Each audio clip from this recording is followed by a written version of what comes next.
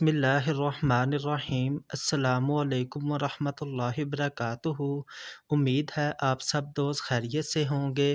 दोस्तों, आज का मौजू शुगर के इलाज के हवाले से है।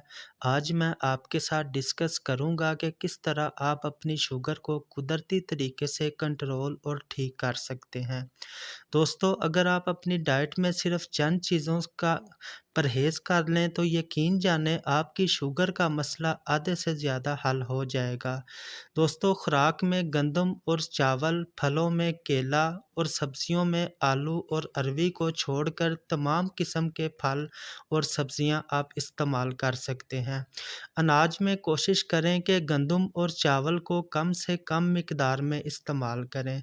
दोस्तों, इसी तरह कोशिश करें कि खुराक में जब भी आप खाना खाएं उसके साथ कहवे का 1 कप ज़रूर इस्तेमाल करें। कहवे के इस्तेमाल से ना सिर्फ शुगर कंट्रोल में रहती है बल्कि आपके हाजमे का निज़ाम भी बहुत बेहतर रहता है। दोस्तों, जौन-सा मैं आपके साथ नुस्खा शेयर कर रहा हूँ इसके अज्जा नोट कर लें। आपने 3 चीज़ें लेनी हैं: खुश्क करेला 50 ग्राम, मेथी दाना 50 ग्राम और हल्दी 50 ग्राम। आपने इन तमाम अज्जा को पीसकर पाउडर कर लेना है।